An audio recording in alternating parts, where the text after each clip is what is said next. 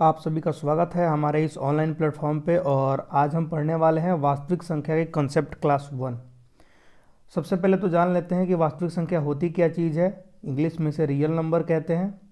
और उसके बाद हम जानेंगे इस पहलू को कि इनके कई प्रकार के कितने प्रकार हो सकते हैं या इनके कॉन्सेप्ट क्या हैं। ठीक है, चलिए शुरू करते हैं फिर कहानी को। आगे थोड़ा सा कलम को हम डार्क मोड से कम कर देते हैं। अभी तक ये चलिए सही है।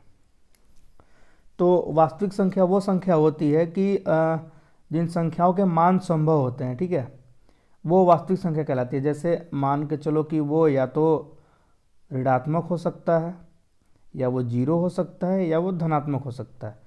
आप अगर लिखे -4 तो ये एक वास्तविक संख्या है, क्योंकि इसका मान हमें पता है कि मान माइनस में है। ठीक है, या हमने लिखा +2, ठीक है, प्लस चिन्ह को लिखते नहीं है, प्लस चिन्ह छोड़ देते हैं, सिर्फ 2 है तो हम समझ जाएंगे कि वो एक वास्तविक संख्या है। या 3 या 4 या 5 आप कुछ भी लिख सकते हैं, या 0। ये सभी संख्याएं वास्तविक संख्याओं के नाम से जानी जाती है। वो दशमलव में भी हो सकती है, वो अशांत भी हो सकती है, वो शांत भी हो सकती है। आगे हम बात करेंगे शांत क्या होता है, अशांत क्या होता है, और अनेक चीज़ें, परिमेय संख्या क्या होती है, अपरिमेय संख्या क्या होती है। ठीक है, तो बिना देर किए हम कंसेप्ट नंबर 1 पे चलते हैं। तो कंसेप्ट नंबर 1 आपका कहता है कि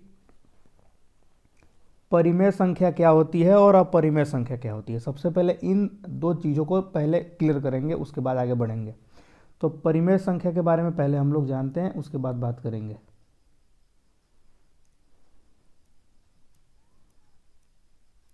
परिमेय संख्या वैसी संख्या जो P/Q के रूप में रहती है और Q कभी भी 0 नहीं हो सकता है, या 0 से छोटा नहीं हो सकता है। वे सभी संख्याएं परिमेय संख्या कहलाती है। जैसे हमने लिखा 2/3, 4/2, या 0/1, या 8/4, कुछ भी, ये सभी संख्या क्या कहलाएंगी, ये सभी परिमेय संख्या कहलाएंगी। क्यों कहलाएंगी? क्योंकि इसका जो 2 है वो P है, और जो 3 है वो Q है। ये देखो, ये P है 4, ये हमारा 2 Q है, ये हमारा 0 P है, और ये हमारा 1 Q है। इधर भी ये 8 P है, और 4 क्या है, Q है।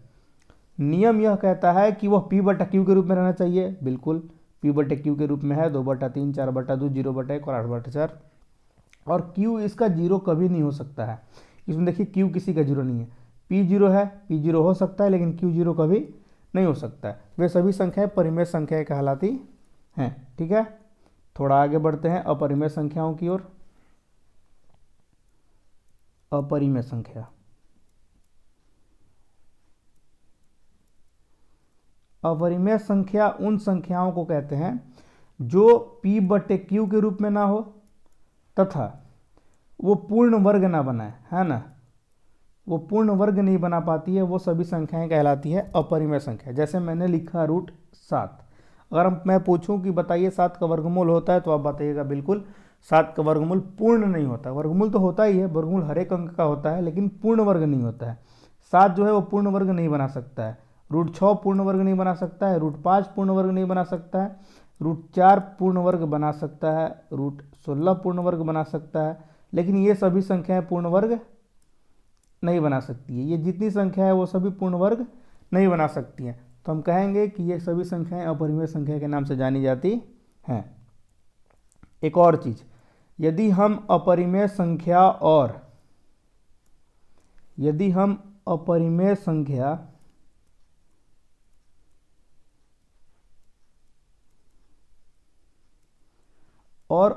संख्याओं को जोड़ते हैं, यदि हम अपरिमेय संख्या और अपरिमेय संख्या को जोड़ते हैं, तो मान हमेशा जो मिलेगा मुझे अपरिमेय संख्या ही मिलेगा। एग्जाम्पल के तौर पर भी समझ सकते हैं हम इसको। देखिए कैसे, अगर मान लेते हैं कि मेरे पास कोई संख्या है जिसका नाम है 3 ये एक अपरिमेय संख्या है, √5 ये भी एक अपरिमेय संख्या है। इन दोनों से बना जो संख्या है वो क्या कहलाएगा, वो इरेशनल नंबर यानी कि अपरिमेय संख्या ही कहलाएगा। इसमें कोई दो राय नहीं है। ठीक है फ्रेंड्स, तो ये समझना बहुत ज़रूरी है कि अपरिमेय संख्या और अपरिमेय संख्या का जो योग होता है वो हमेशा ही अपरिमेय संख्या होता है। एक और चीज़ आप जान लीजिए कि अपरिमेय संख्या और अपरिमेय संख्या का घटाव भी करेंगे यानी कि अंतर भी होगा, वो अंतर भी हमारा हमेशा अपरिमेय संख्या ही मिलेगा। ये भी बात आपको जानना आवश्यक है। ठीक है, यानी कि अपरिमेय संख्याओं और अपरिमेय संख्या योगफल भी अपरिमेय होता है और अंतर भी अपरिमेय ही होता है। ठीक है, अब बात करेंगे गुणनफल की। तो गुणनफल में ऐसा जरूरी नहीं है कि वो हमेशा अपरिमेय हो, वो कभी परिमेय भी हो सकता है, कभी अपरिमेय भी हो सकता है। जैसे √4 और √4 एक अपरिमेय संख्या नहीं है। एग्जाम्पल को बदलते हैं, एग्जाम्पल ले लेते हैं √8 गुना √2 मिलके बना √16। √16 का वर्गमूल होता है 4। ठीक है, तो ये 4 जो है वो एक परिमेय संख्या है क्योंकि हम इसे p/q के रूप में लिख सकते हैं। ठीक है, तो ये बात समझना होगा, गुणनफल में बदलाव हो सकता है, यानी कि अगर हम अपरिमेय संख्या और अपरिमेय संख्या का गुणा कर रहे हैं तो इसका मान परिमेय भी हो सकता है और अपरिमेय भी हो सकता है, इसमें कोई दिक्कत नहीं है। ठीक है, ये चीज़ आपको समझना होगा, आसानी से समझ सकते हैं इसे। ठीक है, आगे अगर हम आगे बात करें कि संख्या रेखा क्या चीज़ होती है। ठीक है, संख्या रेखा पे भी बहुत सारे क्वेश्चंस बनते हैं, वो भी बात अब हम लोग समझ लेंगे। अगर मान के चलिए एक हमारे पास रेखा है जिसका मूल बिंदु 0 होगा और इसके दाएं भाग में जो लिखा जाएगा वो धनात्मक संख्याएं लिखी जाएंगी और इसके बाएं भाग में जो लिखा जाएगा वो ऋणात्मक संख्या लिखा जाएगा। ठीक है भाई, तो अगर हम बात करें इसका तो जो बीच का पॉइंट होता है उसे हम कहते हैं मूल बिंदु, यानी हमारा ये बीच का भाग है 0, ये हमेशा कहलाएगा मूल बिंदु। इस पर हमेशा हम चर्चा करते रहेंगे। ठीक है, तो मूल बिंदु 0 होती है और 0 के जो दाएं होता है वो धनात्मक होता है और इसके बाएं जो होता है वो ऋणात्मक होता है। तो ये इससे भी क्वेश्चन बनता है कि मूल बिंदु का मान बताइए क्या होता है, तो 0 होता है। ठीक है, इधर का भाग धनात्मक होता है, इधर का भाग ऋणात्मक। ठीक है, ऐसा कह देगा कि संख्या रेखा पर 2/3 को दर्शाइए, ऐसा भी क्वेश्चन आता है, इसको पॉइंट में बदल के हम दर्शा देंगे। चलेंगे उसके लिए अभी नहीं, निरसांक ज्यामिति में उसकी बात की जाएगी लेसन 7 में। आगे आपने यहाँ तक समझ लिया क्लियरली। ठीक है, अगर आपको दिक्कत आती है आप कमेंट बॉक्स में कमेंट कर दोगे, उसके लिए मैं सोचूंगा कुछ। आगे एक क्वेश्चन हमें हमेशा परेशान करता है, रेकरिंग्स। रेकरिंग वाले क्वेश्चंस जो होते हैं वो हमेशा हमें दिक्कत में डालते हैं, उस रेकरिंग वाले क्वेश्चन को हम अभी ख़त्म करेंगे। ठीक है, अगर मान लिया जाए कि कोई संख्या मेरे को दी हुई है और उस पर रेकरिंग है। ठीक है, तो इसको कैसे हम लिखेंगे परिमेय संख्या, कह दिया कि इसको p/q के रूप में लिखिए। ठीक है, तो आपने 9th क्लास में तो पढ़ा ही होगा, जो दी रहती है उसे हम x मान लेते हैं, यानी कि x बराबर 0.333 ऐसा आते रहेगा। ठीक है, अब इसे हम मान लेते हैं समीकरण नंबर 1। अब जितनी संख्या पर रेकरिंग होती थी उतने हम 0 से गुना करते थे। तो 1 पे रेकरिंग है तो दोनों साइड हम कर देंगे गुना 10 से, दोनों तरफ 10 से गुणा करने पर। ठीक है, तो x में 10 से गुना किया 10x, इधर 10 से गुना किया तो 0.1 आगे चला जाएगा, यानी कि 3.333 ऐसा आते रहेगा। इसे मान लेते हैं समीकरण नंबर 2। ठीक है, अब हमने क्या किया कि समीकरण 2 में से 1 को घटा लिया। अगर घटाया तो रिजल्ट क्या मिला हमें, 10x बराबर 333 आ रहा है इक्वेशन 1, और x बराबर आ रहा है 0.333 इक्वेशन नंबर 2। घटाव कर दिए तो इधर आया 9x और इधर आया 3.000 ऐसा कुछ। ठीक है, अब जब हमने इसको बदला तो आया x बराबर 3/9, यानी कट के हुआ 1/3, तो इसका मान होगा 1/3। ये हमारा फर्स्ट मेथड था, ठीक है। अभी हम सेकंड मेथड यानी कि जो हम ट्रिक से बनाने वाले हैं उस पर बात करेंगे। ट्रिक का माध्यम यह है कि जो संख्या दी हुई है आपकी 0.3 पे रेकरिंग, जितनी संख्या पर रेकरिंग रहेगा उतना बट्टा में 9 लिख देना है और बाकी कुछ करना नहीं है, ठीक है।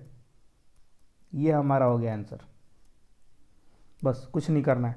संख्या पर जितना रेकरिंग रहेगा उतना बट्टा में 9 लिख देना है, ऊपर वाली वो संख्या लिख के। हाँ, ऐसा हो सकता है कि कोई संख्या पर रेकरिंग ना दिया हो, कोई संख्या पर रेकरिंग दिया हो। जैसे एक और एग्जांपल लेते हैं, 0.29 और 9 पे मान लो रेकरिंग है, 2 पे नहीं है, तो इसको कैसे लिखेंगे? तो इसके लिए भी एक साधारण सा नियम है कि हमने अभी बताया है कि जितना पर रेकरिंग है उतना 9 लिखना है, और जो फालतू संख्या बच गया है, ऐसा मान के चलो कि फालतू संख्या ये 2 बच गया, 2 पे तो रेकरिंग है नहीं, तो इतना वो 0 लगा देते हैं नीचे, और जो 2 फालतू है वो ऊपर वाले में घटा देते हैं। ये हमारी ट्रिक है। यानी 27/90 कटेगा तो कटाओ, नहीं कटेगा तो छोड़ दो। 9 से कटेगा, 9 तिया 27, 9 दाम में 90, यानी 3/10 इसका आंसर होगा, ठीक है। ऐसा कुछ करके हम लोग चलते हैं। रेकरिंग आपको समझ में आ गया। आगे हम समझने वाले हैं यूक्लिड विभाजन, ठीक है। यूक्लिड विभाजन क्या है इस बारे में हम बात करेंगे, उसके बाद उस पर कुछ क्वेश्चंस को करेंगे हम। चलो, यूक्लिड विभाजन एल्गोरिथम।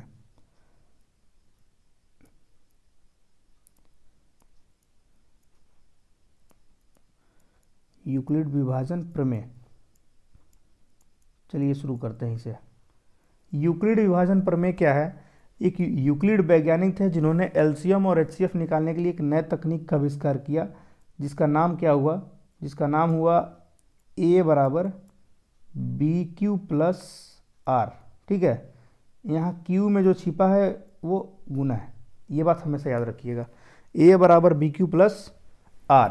इसमें सबसे पहले यह क्या है, B क्या है, Q क्या है और R क्या है, सबसे पहले यह हमें कॉन्सेप्ट में क्लियर करना होगा, कोई कंफ्यूजन ना हो पाए। तो उसके लिए हम क्या कि देखेंगे होता है। देखिए, तो सबसे पहले हम क्या करेंगे कि ऐसा एक चीज बनाएंगे, दिखाते हैं आपको।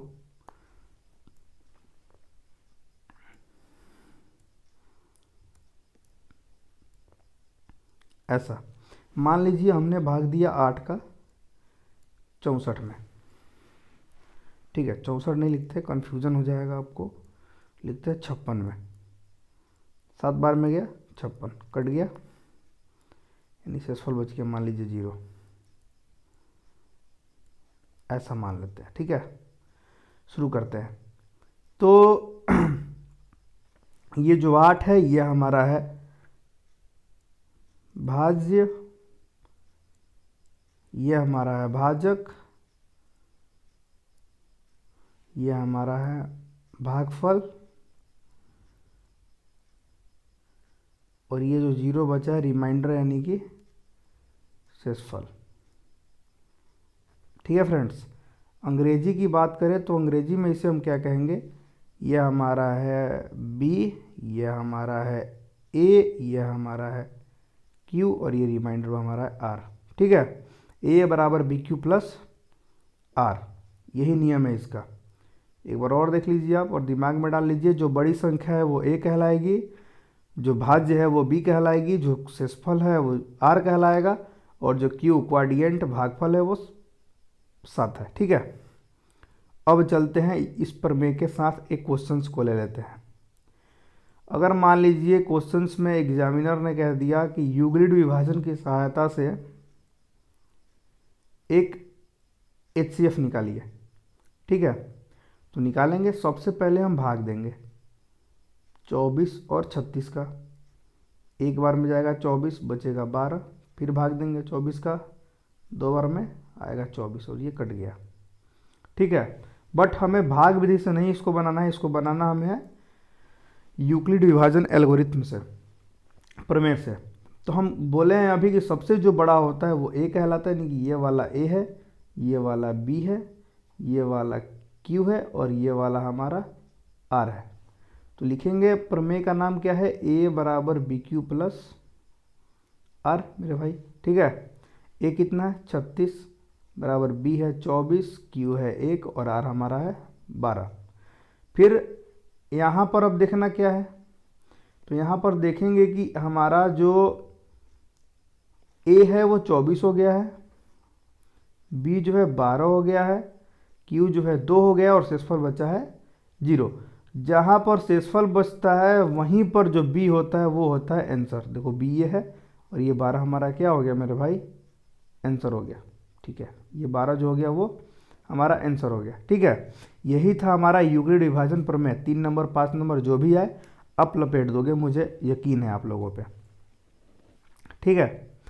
अब अगर आ गया अभाज्य गुणनखंड श्रृंखला के द्वारा अभाज्य गुणनखंड कीजिए उसका, ठीक है।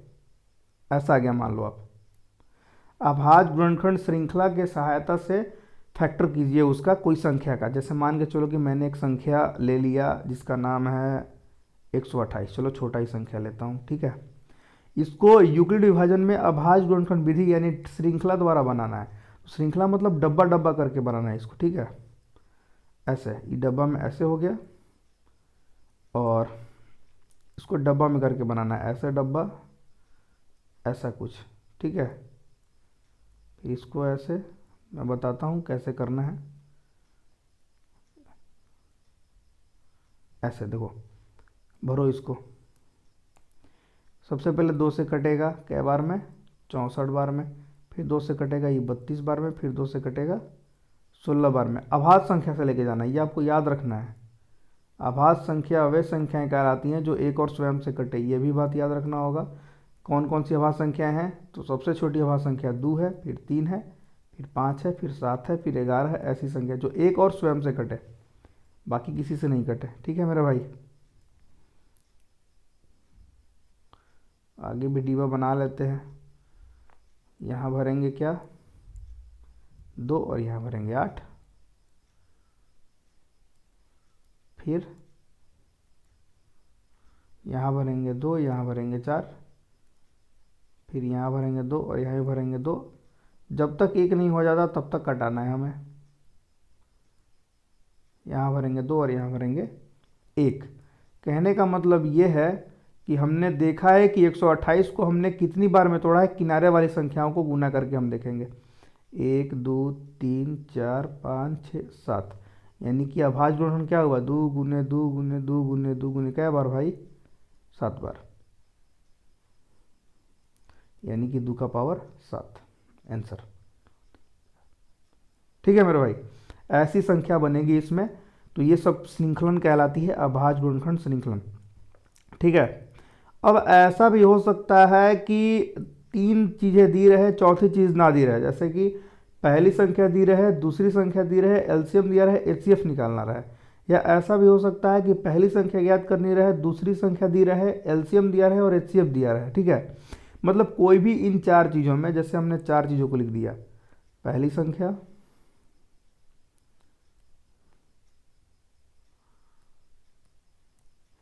पहली संख्या गुने दूसरी संख्या बराबर एलसीएम गुना एचसीएफ, ऐसा। इसमें करेगा क्या एग्जामिनर कि कोई 3 चीज़ दिया रहेगा, एक चीज़ आपको ज्ञात करना रहेगा, ठीक है। तो आप निकाल लोगे ऐसे। कैसे निकलेगा, ये एक को यहीं का यहीं छोड़ दो, ये गुना में है उधर गया तो भागा में, यानी क्या बनेगा, एलसीएम गुना एचसीएफ बटा में दूसरी संख्या, बस खत्म कहानी है। जैसे देखो मैं एग्जाम्पल के लिए लिखता हूँ। अगर मान लिया जाए कि ये क्वेश्चन है हमारे पास कि पहली संख्या जो है,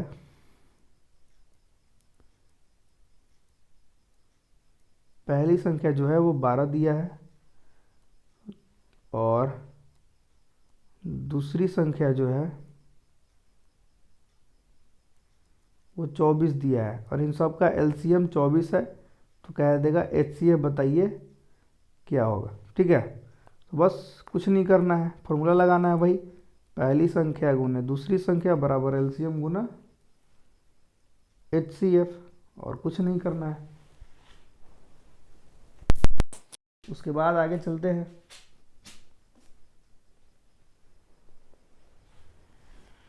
हाँ, तो पहली संख्या कितनी है, तो पहली संख्या है 12 और दूसरी संख्या है 24, यानी 12 गुना 24, एलसीएम है 24 और एचसीएफ हमें ज्ञात करना है, तो हम मान लेते हैं x।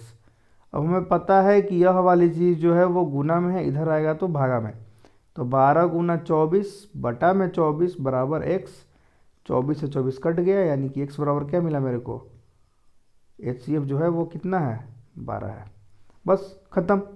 और इसमें ज़्यादा कोई उतनी बड़ी चीज़ नहीं थी कि मतलब दिक्कत है, बस यही था क्वेश्चन, आप देख लो। ठीक है, अब हम बात करने वाले हैं हर का परिमेयकरण। ठीक है, एक ही क्लास में शॉर्ट्स, जितनी भी छोटी छोटी क्लास हो सके एक ही क्लास में हम सारे क्वेश्चंस और सारे डाउट्स क्लियर करने का प्रयास करेंगे। ठीक है, अगर आपको पसंद आ रही है वीडियो तो आप लाइक करो और अपने दोस्तों में शेयर करो और सब्सक्राइब करना बिल्कुल ना भूलो। ठीक है मेरे भाई, चलो चलते हैं आगे। हर का परिमेयकरण कैसे किया जाता है इस बारे में हम अब बात करेंगे। हर का परिमेयकरण करेंगे। अब मान के चलो करण क्या होता है, सबसे पहले ये जान लेते हैं।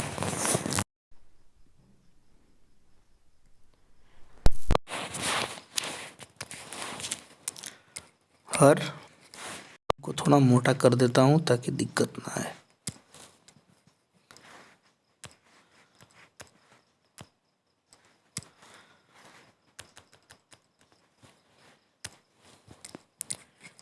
हर का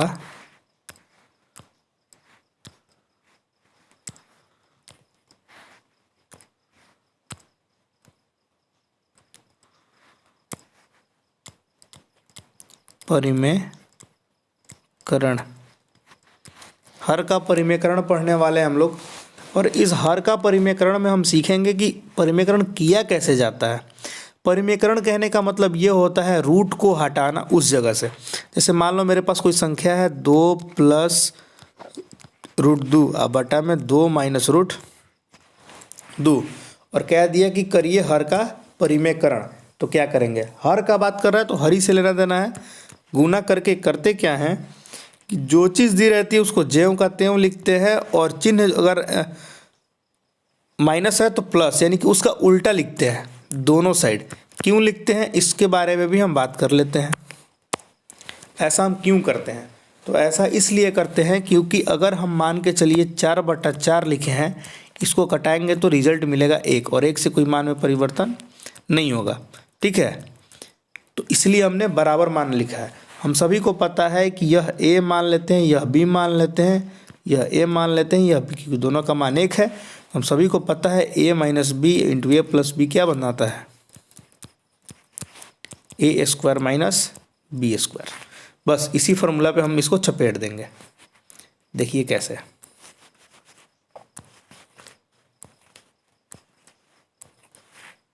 चलो अगर हम इसको ध्यान से देखें तो इसको हम लिख सकते हैं 2 प्लस रूट 2, और दोनों प्लस में है तो स्क्वायर कर दिया हमने। ये देखिए, ये भी प्लस में है, ये भी प्लस में है। ऊपर वाला बात कर रहे हैं हम, ये वाला और इस वाले का, और नीचे वाला एक प्लस है एक माइनस है, तो उसको हमने लिखा 2 का स्क्वायर घटाओ रूट 2 का स्क्वायर। अब इसे तोड़ देंगे a प्लस बी के होल स्क्वायर पे, तो a square plus 2ab plus b का स्क्वायर, अब बटा में 2 का स्क्वायर 4 रूट 2 का स्क्वायर 2। अब देखिए ये 2 का स्क्वायर ऊपर वाले का 4 प्लस 2 दूनी का 4 रूट 2 और रूट 2 का स्क्वायर 2, यानी कि 6 प्लस 4 रूट 2 ऊपर में आ गया और नीचे में रहा 2। ये हमारा हो गया आंसर। तो ऐसे हम हरों का परिमेयकरण करते हैं। उम्मीद है आपको ये भी चीज़ समझ में आ गई होगी। ठीक है, किया क्या है हमने, फिर से इस ऊपर वाले को तोड़ा a प्लस बी के होल स्क्वायर पे, और इसे तोड़ा a square minus B square पे। ठीक है मेरे भाई, चलते हैं थोड़ा आगे। अब हम समझेंगे कि हम कैसे पता करें कि भाग देने पर किसी संख्या से दशमलव प्रसार शांत है या अशांत है। जैसे मान लिया जाए हमने क्वेश्चन लिखा है 15/2, अब 15/2 में हम कैसे पता करेंगे कि इसको हम जब भाग देंगे तो इसका दशमलव प्रसार शांत आएगा या अशांत आएगा। इन चीज़ों को जानेंगे आज अभी। कैसे, देखिए शांत और अशांत का फंडा क्या है। यदि जिसका हर यानी कि p नहीं, हम बात कर रहे हैं q का बात कर रहे हैं, ठीक है। अगर किसी संख्या का हर 2 का पावर m गुना 5 का पावर n के रूप में रहता है तो हम कह सकते हैं वे सभी संख्याएं के जो दशमलव प्रसार होंगे वो शांत होंगे। ये बात आप हमेशा याद रखिएगा। अब से सुन लीजिए, यदि किसी संख्या का हर 2 का पावर m गुना 5 का पावर n, कहने का मतलब है 2 गुना 5 के रूप में रहता है, उन सभी का दशमलव प्रसार शांत होता है। तो हम यहाँ बिना देखे ही कह सकते हैं कि इस वाले क्वेश्चन का दशमलव प्रसार शांत होगा। अब क्यों होगा ये बहुतों को ख्याल नहीं आ रहा है कि इसमें तो 5 सर दिख नहीं रहा है मेरे को, नीचे सिर्फ 2 ही दिख रहा है, तो कैसे कह सकते हैं। देखिए इसको कैसे कह सकते हैं, हम बता रहे हैं। हम सभी ने बचपन के दिनों में पढ़ा है, इस 2 को तो हम लिख सकते हैं 2 का पावर 1। और हम सब ने बचपन के दिनों में पढ़ा है कि किसी भी संख्या के पावर में 0 लगता है तो उसका मान क्या होता है, उसका मान होता है 1। तो यह इसी रूप में है, ठीक है। तो हम कह सकते हैं इसका दशमलव प्रसार क्या होगा, शांत, क्योंकि यह 2 का पावर m गुना 5 के पावर n के रूप में मौजूद है, ठीक है। अगर यहाँ इन दोनों के सिवा एक्स्ट्रा कुछ आ जाता है 3, 7, 9 ऐसा कुछ, तो उसका दशमलव प्रसार बिल्कुल डेफिनेटली अशांत होगा। ये बात आप हमेशा याद रखिएगा। आपको हम भाग दे के दिखा देते हैं कि इसका दशमलव प्रसार कैसा आएगा। 15/2, 2 से भाग दीजिए 15 में, 2 7 14, 1 पॉइंट लगा 10, 2 5, बस देखिए पूरा कट गया। तो हम कह सकते हैं इसका दशमलव प्रसार कैसा है, बिल्कुल शांत है। यही कोई संख्या अगर ऐसी संख्या होती, एक और लेते हैं 2/, में ले लेते हैं आपका हम कितना ले लें, 24 ले लेते हैं।